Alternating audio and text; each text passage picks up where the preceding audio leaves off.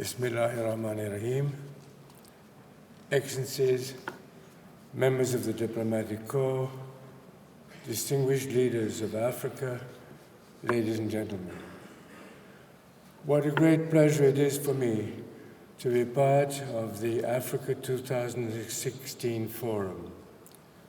I thank President Sisi most warmly for his kind invitation. What a wonderful opportunity to meet with old and new friends from all over the world and to talk together about Africa's future. My enthusiasm today is especially strong because of the message which is at the heart of this forum. And that message is quite simply that Africa's moment has come. I am proud to add my strong endorsement to that statement. To be sure, and to be realistic, serious challenges confront the African peoples. One example is the enormous problem of unemployment among the young in countries with the highest percentage of youth in the world. But the story of Africa's progress and potential is also impressive. Whether we talk about growing GDP and foreign direct investment, whether we look at the economic diversification and national resiliency, whether we chart the role and the rise of a vital middle class and the expansion of consumer spending, now breaking through the $1 trillion mark. The experience of our own Aga Khan Development Network supports this positive picture. We are now active in 13 African countries in fields ranging from health and education to travel and hospitality, from food and clothing companies to banking and finance, media and culture. Many of these involvements go back several decades, with some ups and downs, of course.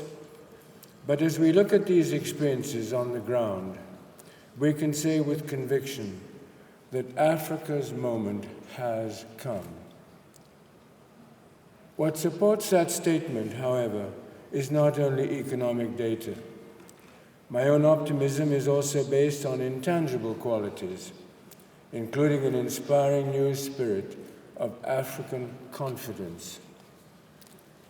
What I see emerging today is refreshingly balanced confidence in Africa, a spirit that takes encouragement from past progress while also seeking new answers to new challenges, understanding that the best way to move into the future is to walk hand in hand with partners who share one's goals. And we're all here to fulfill that role. I highlight the part played by confidence because it addresses a problem that has long plagued the human race. I refer to the fear we often have that our environment will be controlled by others to the point where we distance ourselves from potential worthy partners. This difference can extend to people of different ethnic groups, different tribes, different nationalities, different religious traditions. It can also extend to people with different political or economic loyalties. And the frequent result is a fragmenting of society, a breakdown of cooperation, an undercurrent of fear, and even a paralyzing polarization in our public life. It can be a distinctly disabling environment. The problem of fragmentation has often afflicted Africa, separating tribe from tribe, country from country, the private sector from the public sector, those who hold political power from those who are in opposition. In such cases, the fact of being different is often seen as a burden or a threat, a source of fear and suspicion. But there is another way to look at our differences. What a wonderful, liberating thing it would be if more of us, more of the time, could see diversity not as a burden, but as a blessing, not as a threat, but as an opportunity. I believe this changing attitude towards diversity is now happening in Africa, in part because of a new sense of African confidence. We see more cooperation today across tribal and religious lines, across political divisions and national boundaries. One powerful example was the tripartite trade agreement signed here in Sharm el-Sheikh last June. And we've also seen new forms of cooperation among people in the private and public sectors. The concept of public-private partnerships has been a keystone for many of our own networks projects in Africa and elsewhere.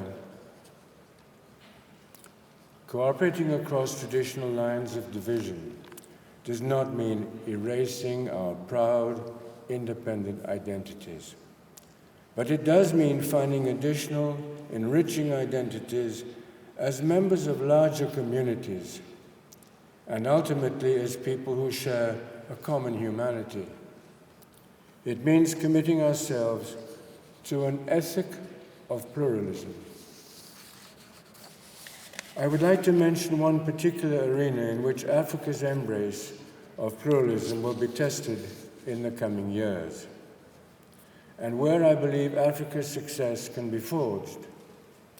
I refer to the ability of African peoples and their leaders to strengthen the institutions of civil society. By civil society, I mean that range of social activity that does not stem from private business organizations, nor from governmental authority.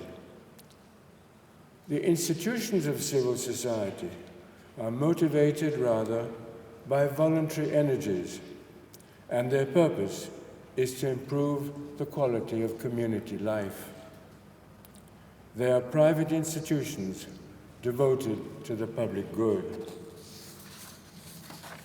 When I speak of a vital civil society, I think of path-breaking efforts in the field of education, from early childhood to advanced postgraduate programs. I think of health-related innovators, whether they're extending quality maternal and natal care or creating new tertiary care facilities. I think about efforts to advance the arts and culture, to improve environmental quality and foster scientific research. Civil society includes a host of professional, labor, ethnic, and religious groups, and a broad array of non-governmental organizations, NGOs as well. I focus on civil society because I think its potential is often underappreciated as we become absorbed in debate about the most effective programs of government and others, or the most successful business strategies. But in fact, it is often the quality of the third sector, civil society, that is the difference maker. It not only complements the work of the private and public sectors, it can often help complete that work. Similarly, there is a great deal that leaders in the business sector and in government can do to strengthen the work of civil society, to help provide civil society with what I have called an enabling environment. In sum, I believe that social progress will require quality inputs from all three sectors: public, private, and civil society. Sustainable progress will build on a three-legged stool, and that progress can be particularly impressive when the three sectors work closely together. One prominent example of such cooperation that I know well is the Bujagali Dam in Uganda, a project in which our Economic Development Fund has joined with the government of Uganda and a private investment fund based in the United States. All three sectors, public, private, and civil society, have jointly created this project, which, after just 3 years, provides nearly half of Uganda's electric power.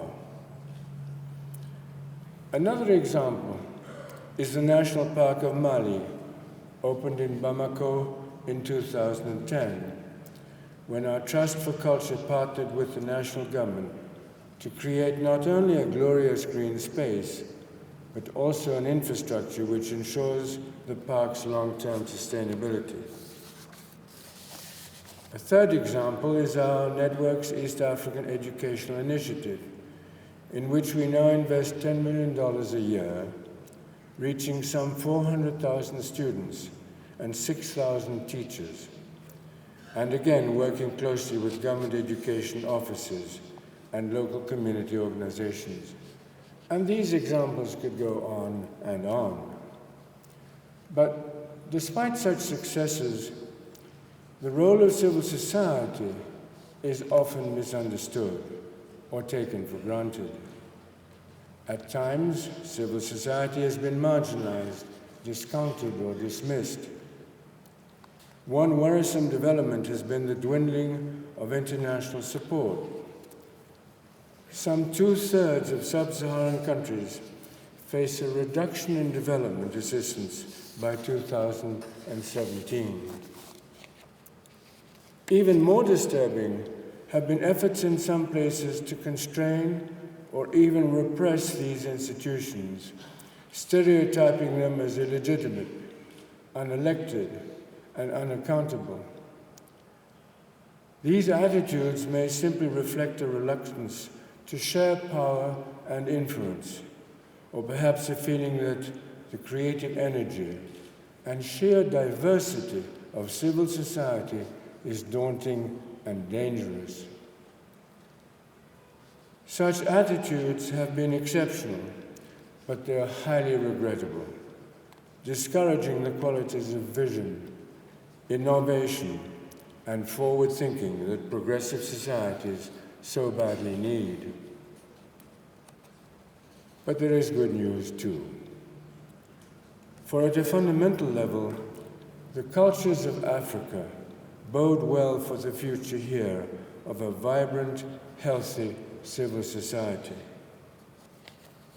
For centuries, African life has been characterized by a vast array of indigenous informal groups, sustained by citizen donations and voluntary service.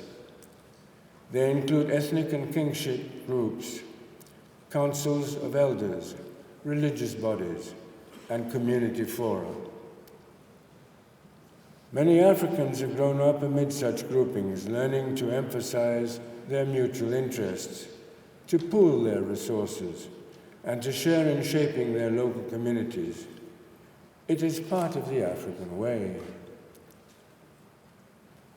The influence of civil society has also been felt at seminal moments in the continent's recent history. For example, in shaping the Arusha Accords, which recently ended 12 years of civil war in Burundi. In the peaceful resolution of the violent clashes in Kenya following the 2007 elections. In the drafting of a new promising Tunisian constitution, and in the courageous response to the Ebola crisis. I think, too, of how sophisticated young Africans have been incubating noteworthy internet-based ventures to expand and coordinate a range of civil society ventures with high social impact. In conclusion, there are many reasons to believe that this is Africa's moment, and that Africans will seize it. Among those positive elements is a growing sense of confidence that encourages Africans to work together across old lines of division, including cooperative engagements with the institutions of civil society. The growing vitality of civil society should be a key source of encouragement when it comes to investing in Africa. When it is advanced and enabled, it is the best underwriter of development. It can, I know, be a key force in seizing Africa's moment and making the most of it. Thank you.